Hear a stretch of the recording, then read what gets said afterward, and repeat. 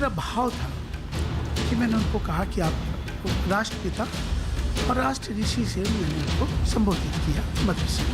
और आपसे सर्टिफिकेट मुझे नहीं चाहिए कि मैं उनको राष्ट्रपिता बोलता हूँ।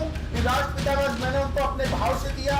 मैंने राष्ट्र ऋषि उनको बोला, मैंने अपने इमाम हाउस में बुलाया। मैंने किसी का अपमान नहीं किया। मुझे आपसे सर्टिफिकेट नहीं चाहिए। आप सुनो, नहीं मेरे पीछे क्या होगी नहीं होगी, मुझे इन सब बात से डर नहीं लगता। ना मैं किसी के डर में आता हूँ, ना मुझे किसी का थ्रेट है। नहीं मैं गुलाम हूँ या मैं कुछ भी हूँ, मैं आपसे डरने वाला नहीं हूँ। मुझे देश भर से कुछ भी बोलो। नहीं मैं आपको बोल रहा हूँ ना, आप मुझे फोन क्यों किया? आप क्या बता रहे हैं मुझे? आप मुझे क्या बताना चाहते हैं? अरे राष्ट्रपिता बोल दिया तो बोल दिया, मैं वापस नहीं लूंगा अपने शब्द। बोला ना आपको मैंने, मैं आपसे पूछ के नहीं लिया था। आप मुझे क्या बताएंगे? मैं शब्द वापस नहीं लूंगा, मैं अपने शब्द वापस नहीं लूंगा। मैं कैसे रहूंगा कैसे नहीं रहूंगा, मुझे आपसे सर्टिफिकेट नहीं चाहिए। देखिए ये ताकत है हिंदू मुस्लिम एकता की, ये ताकत है सद्भाव की। डरपोक कट्टरपंथी धमकी दे रहे हैं इलियासी साहब को कि मोहन भागवत से क्यों मिले भाई, मोहन भागवत को क्यों राष्ट्रपिता कहा, राष्ट्र ऋषि कहा, डर लग रहा है हिंदू मुसलमान एक हो गए भाई। एक मुस्लिम धर्मगुरु को सिर तन से जुदा की धमकियां इसलिए मिल रही हैं क्योंकि उन्होंने संघ प्रमुख मोहन भागवत को राष्ट्रपिता कहा, राष्ट्र ऋषि कहा।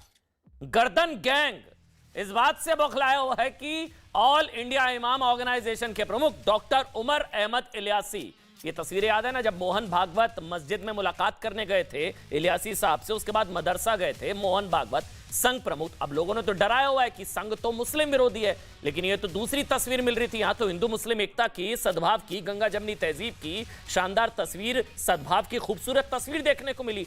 कट्टरपंथी बौखला गए और धमकियां सरतन से जुदा की। अहमद इलियासी ने कैसे कह दिया कि भाई सबका डीएनए एक।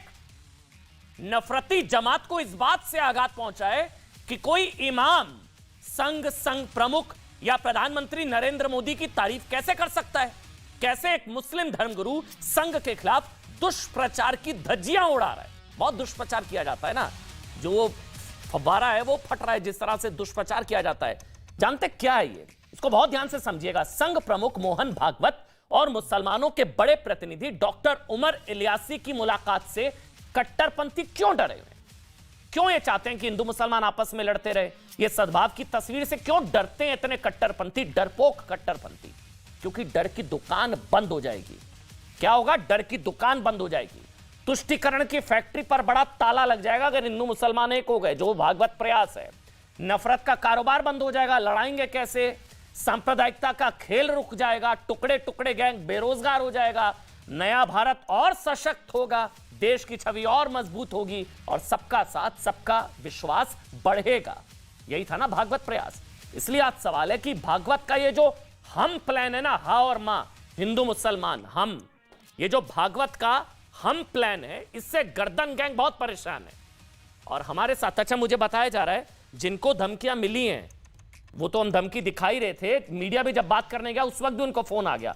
एक बार वो भी हम तस्वीर एक बार दिखा दे, जब मीडिया वहां पर बात करने गया उनको तुरंत एकदम से फोन आ गया और वहीं पर उनको धमकियां मिलने लगी इलियासी साहब को। मेरे साथ इस वक्त ऑल इंडिया इमाम ऑर्गेनाइजेशन के चीफ इमाम डॉक्टर उमर अहमद इलियासी साहब लाइव है। इसके अलावा बहुत बड़ा पैनल इस वक्त आपको नजर आ रहा है। डॉक्टर रिजवान अहमद हैं, मेरे साथ राजीव तुली जी संघ से हैं और शिवम भाई मेरे साथ यहाँ पर स्टूडियो में हैं। आप सबका स्वागत है। एक बार पहले मैं इलियासी साहब एक कमेंट मैं आपसे शुरू कर रहा हूँ, क्या हुआ क्या? अगर आप, सारा पैनल है, सब पूरा देश आपको सुन रहा है, आपका गुनाह सिर्फ इतना कि आप मोहन भागवत को आपने राष्ट्रपिता या राष्ट्र ऋषि कह दिया, आपने उनकी तारीफ कर दी और आप उनसे मिल लिए, तो ये कट्टरपंथी घबरा गए। क्या हुआ था, कैसे हुआ था, देश को बताइए। क्या धमकी, कैसे धमकी, कहां धमकी आपको मिली, क्या धमकी मिली इलियासी साहब? ये 22 तारीख को आदरणीय मोहन भागवत जी को मैंने जाति निमंत्रण दिया था यहाँ आने के लिए, तो जो कि मेरे साथ यहाँ 1.5 घंटा मेरे साथ यहाँ रहे थे। और उसके बाद मेरे निमंत्रण पे, मेरे आग्रह पर मैंने उनको कहा था कि मदरसा जाने के लिए, तो वो मदरसा भी मेरे साथ चले गए थे।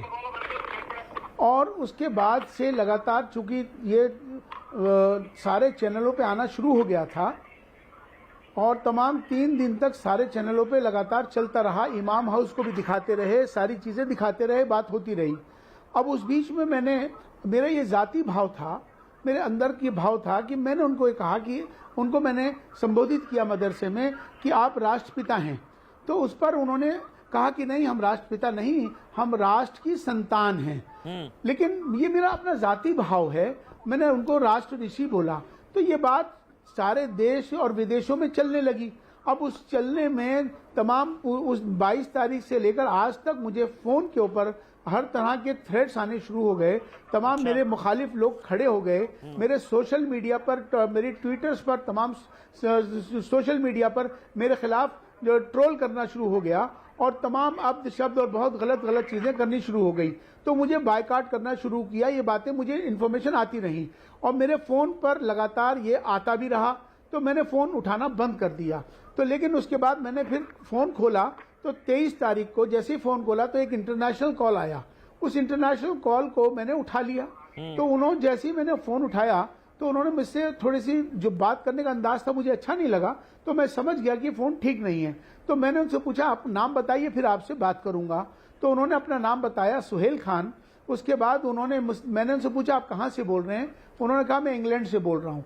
तो फिर मैंने कहा आप बताइए आप क्या चाहते हैं। उन्होंने कहा कि मेरी आपत्ति पहली तो यह है कि आपने इमाम हाउस में मोहन भागवत जी को यहाँ क्यों बुलाया। दूसरा उन्होंने कहा कि मेरी आपत्ति आपसे यह है कि आपने उनको राष्ट्रपिता और राष्ट्र ऋषि क्यों कहा। तो मैंने उनसे कहा कि ना तो मैंने आपसे पूछ के बुलाया और ना ही मुझे आपको बताने की जरूरत है। तो उन्होंने कहा कि नहीं, आपको माफी मांगनी चाहिए और आपको माफी मांगनी पड़ेगी। यहां से उन्होंने फिर अब्द शब्द जो शुरू हुए उनके साथ और बहुत बदतमीजी हुई। तो जिस तरह से जो उन्होंने बोला वो मैं आपके सामने कह भी नहीं सकता हूं, लेकिन उन्होंने अपना विरोध करना शुरू किया। लास्ट में भी उन्होंने फिर ये कहा कि अब आप मरोगे और अब आपको जहन्नुम जाना पड़ेगा। अब उसके बाद से तमाम आज भी अभी सारे मीडिया वाले यहाँ आए हुए थे कि मेरे पास एक फोन आता है कलकत्ता से, कोई मुफ्ती हैं, उन्होंने मुझे फोन किया, मैंने उसको स्पीकर पे ऑन कर लिया। उन्होंने जिस तरह से मेरे साथ अब्यूज लैंग्वेज में, जिस तरह से मेरे साथ उन्होंने जो थ्रेट दिया, जिस तरह से उन्होंने कहा कि आपको माफी मांगनी पड़ेगी और आपने उनको क्यों बुलाया और आपने उनको राष्ट्रपिता क्यों कहा। ये खाली बंगाल से नहीं, हमारे पड़ोसी देशों से तमाम सारे ट्विटर पे, सोशल मीडिया पे ये मेरे खिलाफ विरोध हो रहा है। ये बात सबको मालूम है, आपको एब्यूज, गाली गलौज हो रही है, लेकिन फिर भी मैंने हो रही है या इस बात को देखते हुए मैंने कंप्लेंट नहीं, या आपको जान से मारने की धमकी दी गई है, मैं ये जानना चाह रहा हूं, या क्या धमकी आपको दी गई, क्या जान से मारने की धमकी दी गई